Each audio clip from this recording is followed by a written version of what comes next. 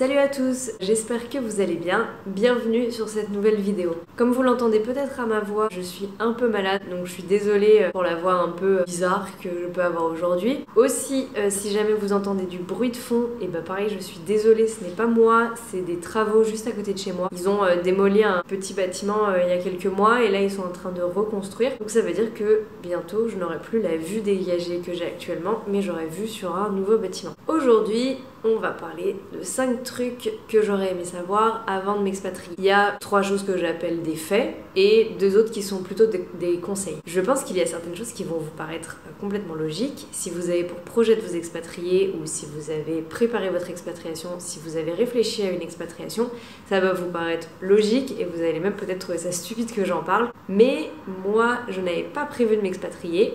C'est-à-dire que j'ai postulé partout dans le monde presque par ennui et j'attendais vraiment aucune réponse. Et le Koweït m'a contacté fin juin pour un contrat qui débutait début septembre.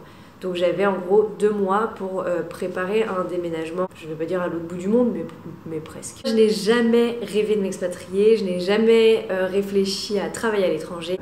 Dans ma tête, quand j'étais plus jeune, c'était soit j'allais me marier très tôt, j'allais avoir ma famille et que tout allait se passer voilà, sur une ligne linéaire, ça ne se dit pas, mais vous comprenez l'idée.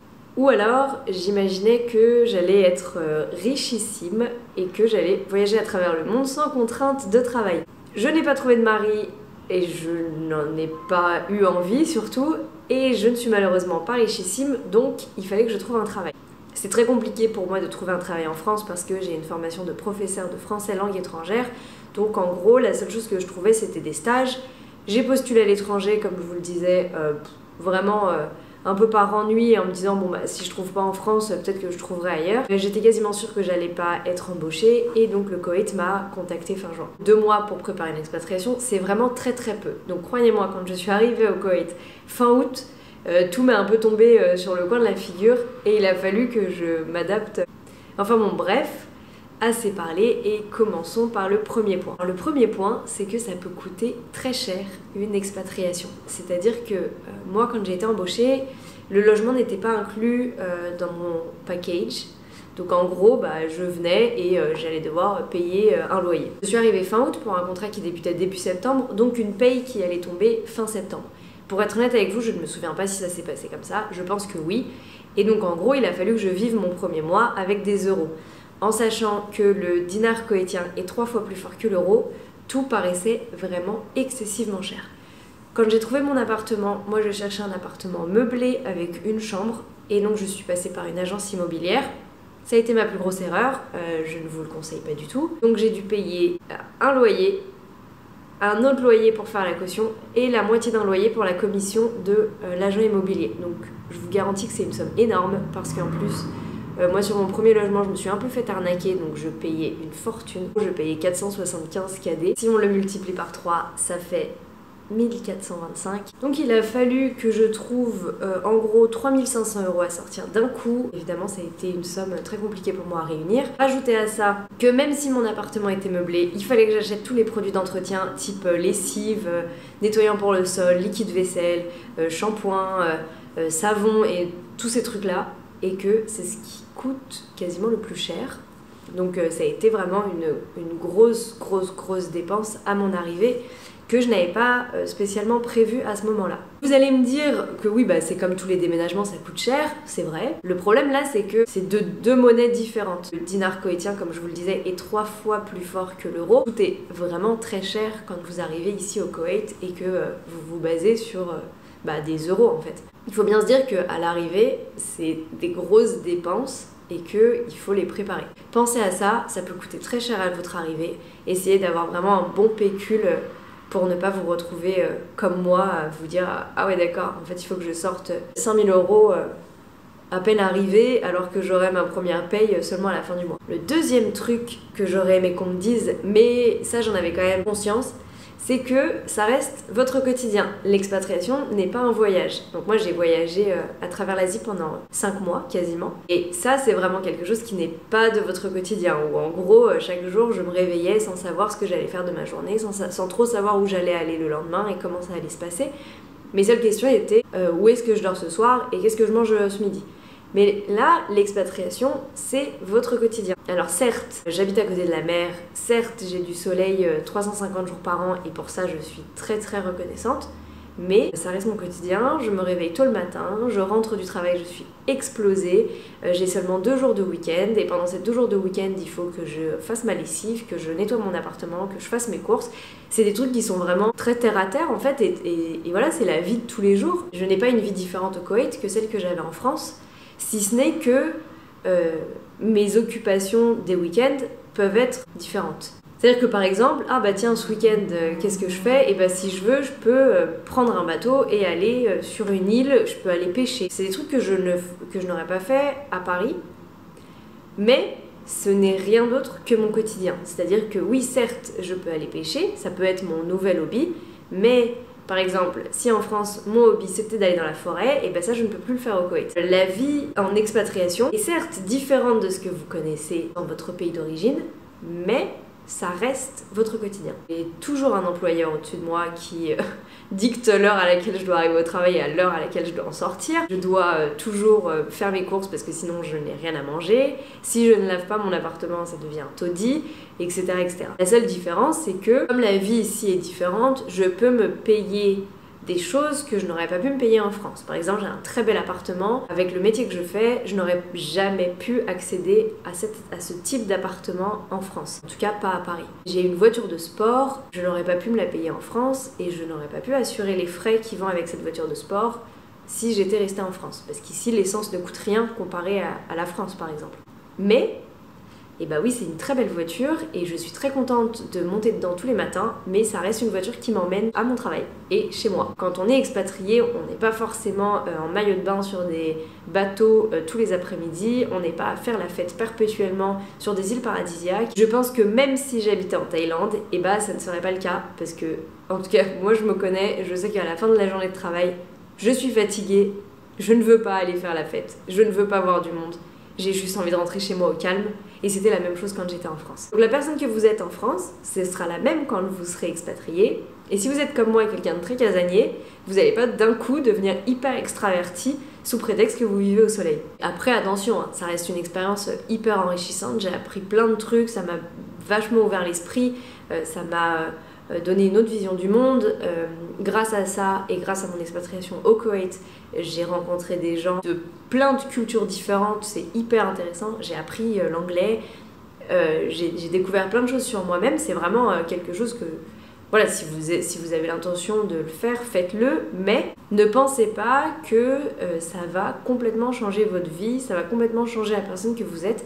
Ce n'est pas le cas. Évidemment que vous allez changer, ça va vous apprendre et vous enseigner de nouvelles choses, mais l'expatriation reste le quotidien. On se lève le matin, on va travailler, on rentre, on est fatigué, et voilà. Et le lendemain, on fait la même chose, etc., etc.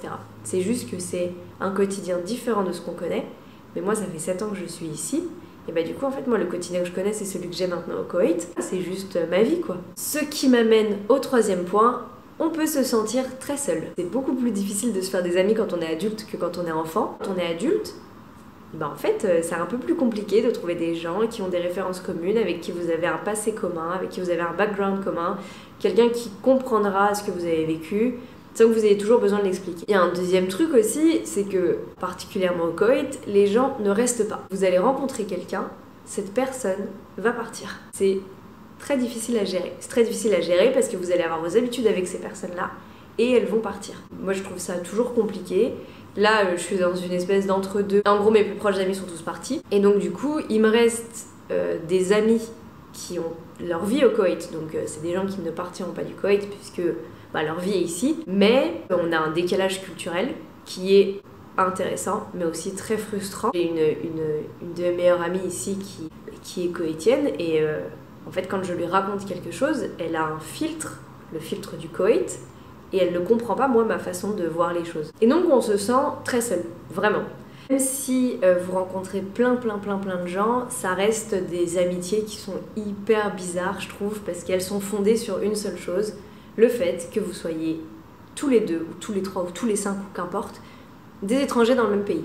C'est très difficile de trouver des gens avec qui vous allez avoir un lien fort, et surtout un lien qui va perdurer si jamais l'un ou l'autre quitte le pays. Parce que si la seule chose que vous avez en commun c'est le Koweït et que la personne en face de vous quitte le Koweït, vous n'avez plus rien en commun. Donc souvent c'est des amitiés qui sont basées sur le fait que la seule chose que vous ayez en commun, c'est le Koweït. C'est compliqué parce que on se sent parfois très seul. Ça, il faut y être préparé. Moi ça me dérange pas parce que je suis un loup solitaire. Je m'en doutais mais j'aurais bien aimé le savoir. Non, on va passer à mes 2 conseils. Le premier conseil a été très difficile à suivre, c'est de penser en monnaie locale, de ne pas convertir avec la monnaie de votre pays d'origine et d'établir un budget par rapport au niveau de vie du pays. Par exemple, par automatisme, quand j'allais faire mes courses, j'allais vers des produits que je connaissais. Et à chaque fois, je me disais, mais attends, mais c'est fou, ça coûte super cher. Si on prend par exemple le fromage, je me disais, mais ça coûte une fortune, c'est grave cher, mais c'est un trou dans mon budget, je peux pas me le payer, et nanani, et nanana. Ça m'embête, ces petits cheveux là. On dirait des antennes. Je pense qu'il va falloir que j'accepte d'avoir des antennes pour cette vidéo. Puis surtout, je pense que je les ai depuis le début de la vidéo et que je les ai pas vues. Hop, on va essayer de cacher avec ça. Ok. Ouais, non, ça marche pas trop. Bon, c'est pas grave. Donc je disais que quand je suis arrivée ici et que j'allais faire mes courses, par exemple, le fromage coûte une blinde. Mais sauf que moi, le fromage, je suis pas une grosse fan de fromage, mais par exemple, j'adore le brie. Et le brie, je suis dans un supermarché français, ça reste abordable, quoi. C'est pas quelque chose de excessivement cher. Sauf que ici, le brie, ça va vous coûter 4 € pour 100 grammes, quoi. Et je pense vraiment que j'exagère pas. J'ai pas les prix en tête, mais je pense vraiment que j'exagère pas. Le truc, c'est que du coup, je me suis interdite d'acheter plein de trucs sous prétexte que c'était plus cher au Koweït qu'en France. On sait pourquoi c'est plus cher au Koweït qu'en France. Le Koweït fonctionne un peu comme une île, y a rien. Vous n'allez pas avoir du brie au Koweït, mais du coup, il faut l'amener de l'extérieur. Donc ça fait que tous les prix sont excessivement chers. Et moi, ce que j'ai fait, c'est que du coup, je me suis interdite d'acheter du fromage, au lieu de tout simplement aller faire un repérage, de savoir, le brie, est-ce qu'il y a un brie moins cher que le président? Est-ce que le brie est moins cher à Sultan Center ou à Monoprix? Est-ce que je peux trouver quelque chose qui est comparable à du brie supermarché local? Ça, c'est quelque chose que je n'ai pas fait parce que j'ai passé beaucoup de temps à convertir tous les prix en KD, à les convertir en euros, parce que j'étais en fait dans une optique de gagner de l'argent pour le renvoyer en France pour mes projets en France. Donc ce qui fait que quand je voyais par exemple quelque chose qui coûtait 2 KD, je me disais non mais c'est 6 €, j'aurais jamais mis 6 € là-dedans, j'aurais jamais mis 6 € dans du mascarpone, c'est vrai. Mais en fait si c'est le prix le moins cher du mascarpone, je vais l'acheter si j'ai envie de me faire un tiramisu par exemple. Et ça je vous conseille vraiment de le faire le plus rapidement possible, parce que si vous ne pensez pas en monnaie locale très rapidement, vous n'allez pas profiter de votre expatriation. Et ça, c'est mon dernier conseil. Profitez de votre expatriation dès le début. Par exemple, moi je me suis interdit de faire beaucoup de choses sous prétexte que j'allais bientôt partir. Donc par exemple, ma voiture, je l'ai achetée 2 ans après être arrivée au Koweït, ou 3 ans, je me souviens plus. Parce qu'en gros, je me disais, oui non mais là, je loue, parce que si j'achète, il faudrait que je fasse un crédit, et si j'ai un crédit, je suis condamnée à rester au Koweït. Mon forfait téléphone, c'est pareil. Quand j'en ai pris un, c'était un engagement de 24 mois. Si je prenais l'engagement de 24 mois, c'était beaucoup moins cher que si je prenais l'engagement de 12 mois. Et je disais, non, je prends l'engagement de 12 mois, parce que je ne veux pas être engagée pendant 24 mois, parce que je vais peut-être partir. Mais en fait, tout ça, si je pars, c'est pas grave. En fait, c'est pas grave. Si je vends ma voiture, je rembourse mon crédit. Et surtout que, en réalité, j'ai perdu beaucoup de temps parce que j'ai quand même pris un crédit pour m'acheter ma voiture. Aujourd'hui, je l'ai soldé, mais c'est un crédit sur 5 ans et je l'ai soldé à ma 7e année. Alors que si je l'avais pris dès le début, j'aurais pu partir en revendant la voiture, je soldais mon crédit, ou alors j'aurais remboursé mon crédit plus tôt et j'aurais été moins frustrée aussi longtemps et j'aurais pu profiter de mon expatriation plus tôt. Parce que là, c'est ma 7e année au Koweït et je commence à peine à profiter de mon quotidien ici. Je commence à peine à ne plus penser à cette expatriation comme un moyen d'économiser beaucoup de sous pour pouvoir investir en France. Aujourd'hui, je vois ça comme ma vie quotidienne. Et donc, si j'ai besoin de faire un crédit, je fais un crédit et puis après, advienne que pourra. Si j'ai besoin de dépenser des sous, je les dépense et tant pis. En fait, c'est pas parce qu'on est expatrié dans un pays qu'on n'y vit pas. En fait, même si c'est quelque chose qui est temporaire, vous vivez dans votre pays d'accueil. Et je pense qu'il faut, dès le début, le vivre pleinement au quotidien. Parce qu'en fait, même si vous économisez énormément d'argent, surtout au Koweït où il y a moyen d'économiser de l'argent, si la seule chose que vous faites, c'est économiser de l'argent, à la fin, c'est bien, vous avez cet argent. Mais le temps que vous avez passé à ne pas vivre parce que vous avez économisé de l'argent, ce temps-là, vous le récupérerez jamais. Donc moi, mon conseil, vraiment, c'est profiter à fond de votre expatriation, le temps qu'elle dure. Peut-être qu'elle durera 2 ans, peut-être qu'elle durera 3 ans. Peut-être que comme moi, à un moment, vous allez vous dire, en fait, j'ai plus envie de partir. Et très bien pour vous. Mais dans tous les cas, dites-vous bien que le temps, vous ne pouvez pas le récupérer. Ne pensez pas à plus tard quand vous vivez aujourd'hui. Alors ça, évidemment, c'est un conseil qui s'applique à tout, mais particulièrement, moi j'aurais bien aimé qu'on me le dise quand je suis arrivée ici au Koweït, parce qu'en fait, au Koweït, il y a moyen d'avoir beaucoup d'argent. Encore une fois, c'est avec le taux de change que ça fait beaucoup, mais il y a moyen d'avoir beaucoup d'argent. Et moi, j'ai vécu trop longtemps à m'asseoir en gros comme Picsou sur mon argent pour l'envoyer en France, au lieu tout simplement de profiter de ma vie ici et d'être plus intelligente avec mon argent et de le budgétiser plus intelligemment pour pouvoir, par exemple, voyager plus au lieu de juste acheter un billet d'avion pour la France, parce qu'en réalité, moi ce qui comptait c'était l'investissement que j'allais faire en France pour le jour où je rentrerai en France. Le truc c'est que je peux rentrer en France l'année prochaine, mais je peux aussi rentrer en France dans 20 ans ou jamais. Donc c'est pas intéressant finalement. Si vous êtes comme moi et que vous n'avez pas un projet clair, c'est pas intéressant de vivre en fonction d'un projet futur au lieu de vivre au quotidien. Surtout qu'on ne sait pas de quoi est fait le futur. Moi j'avais l'intention de quitter le Koweït en 2020 et il y a eu une pandémie. Et vraiment ça c'est le plus gros conseil que je peux vous donner, c'est profiter de votre quotidien et profiter de votre expatriation dès le premier jour. Même si vous avez des projets futurs, même si vous êtes ici pour économiser, même si vous voulez faire ça plus tard, vous ne savez pas ce qui va vous arriver. Profitez d'aujourd'hui, parce que c'est quelque chose, vous ne serez jamais de nouveau la personne que vous êtes maintenant. C'est un peu pousser des portes ouvertes, mais je trouve ça important quand même de le dire. J'ai dit ce que j'avais à dire. N'hésitez pas à me laisser un commentaire si vous êtes d'accord ou pas. Si vous êtes aussi expatrié et que vous avez d'autres conseils à donner, ou si vous n'êtes pas d'accord avec moi, n'hésitez pas aussi à le dire. En tout cas, d'ici là, passez une très belle journée ou une très belle soirée. Prenez bien soin de vous et à la semaine prochaine. Ciao!